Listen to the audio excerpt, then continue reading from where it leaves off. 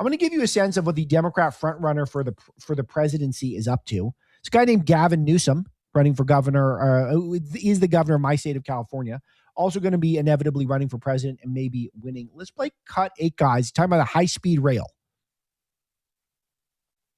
We just made an announcement of our progress here on the high-speed rail system.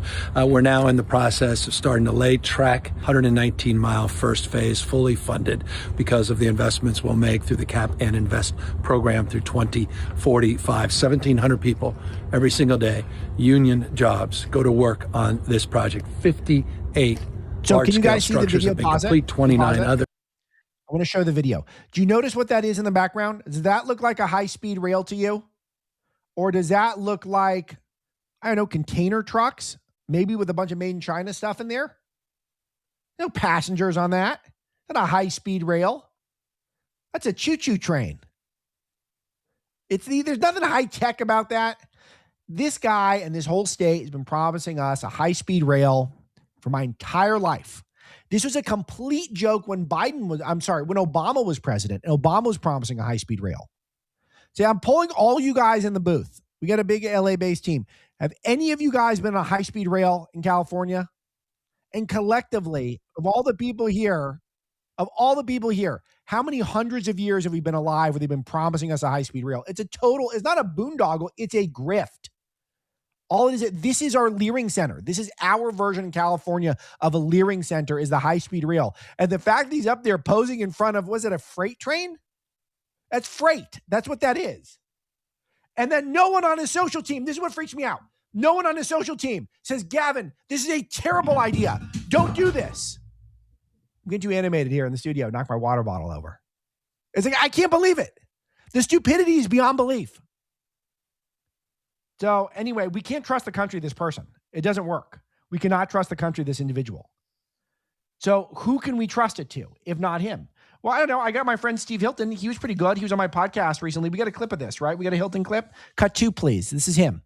We can win in California against the Democrat machine because people are so sick of it. And it's all about turnout. Because actually, if you look at the numbers, the votes that President Trump got in 2024 in California, even without campaigning here, are enough to elect a Republican if we get maximum turnout. And that's not an easy thing to do, but it's absolutely doable if you have a strong, clear message. And for too long in California, I think Republicans have assumed that the only way you win is to be some kind of wishy-washy, watered-down Republican. No, you've got to inspire people. You've got to get people fired up. And that's how we do it. And secondly, something very important will be on the ballot in November, which is voter ID. We've just got on that. I've been working with my friend Carl DeMaio. It's very big. Republicans love that. That will help get turnout up. And so my view is we have to make sure that the strongest, best qualified and strongest campaigner gets into the top 2 on the Republican side.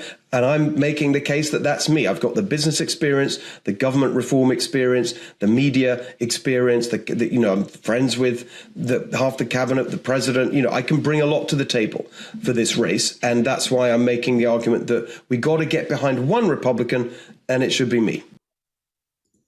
So this is going to be a big race. And right now, there were 2 Republicans in the race are leading. And I break down exactly the path for how a Republican can get through. I'm very skeptical, as you've heard me say in the show, but I want to try. We got to fight for this state. I think it's worthwhile. Full breakdown on my podcast feed with a half an hour with Steve Hilton, who is leading the race currently. It's going to be a primary, jungle primary, and then top vote getters will get through. We'll go from there. I'll have more details there. But the Democrats are desperate. They just threw in a new person into the race because they're not satisfied with their current crop of candidates. A guy named Matt Mahan, who is a Harvard-educated soy boy, who's the mayor of San Jose. He was praising Newsom. Let's play cut 1. Well, I think Gavin Newsom has been a really courageous governor in a lot of ways. He's done more on homelessness than any past governor. He has stood up to abuses of power from this administration. He's articulated the case for our democratic institutions. He's done a lot of good work. He's articulated the case for our democratic institutions. That's what it's gotten more crime-ridden. Homelessness has gone up. He's fought homelessness has gone up. No high-speed rail. Quality of life. People are dying to leave the state. They're dying to go anywhere. That would have been unthinkable in this state. It would have been unthinkable of people trying to leave. Now everyone's thinking about leaving if they haven't left already. We could lose, half a dozen congressional seats in the 2030 census. And as I said yesterday in the show, I think that Trump should call census before. Let's see what's going on. But he's been really courageous. Why? Because he wanted men to beat women in sports, in high school sports. But they have to throw someone else in there because right now the leading Democrat is probably Eric Swalwell, who sounds like this. Let's play cut 15. I just want people to understand what a sanctuary city means. It means that when an undocumented person is a victim of a crime, they are allowed to call the police and say they're a victim of spousal abuse, or they've been robbed, or a friend has been murdered, and they saw that and they want to help solve the crime, and we don't deport them for helping to make our communities safer. That's what a sanctuary city means. It doesn't mean the police don't go looking for bad guys. The police will look for bad guys regardless of your immigration status. We want them to do that. And so I'm not allowing, the debate to target the most vulnerable in our communities and keep them further in the shadows when we want them to be protected, more protected than what we're seeing right now. I love how he cited spousal abuse. So the illegal aliens who are here, if they're getting beaten by their spouses, are their spouses illegal aliens, or are they marrying really evil citizens?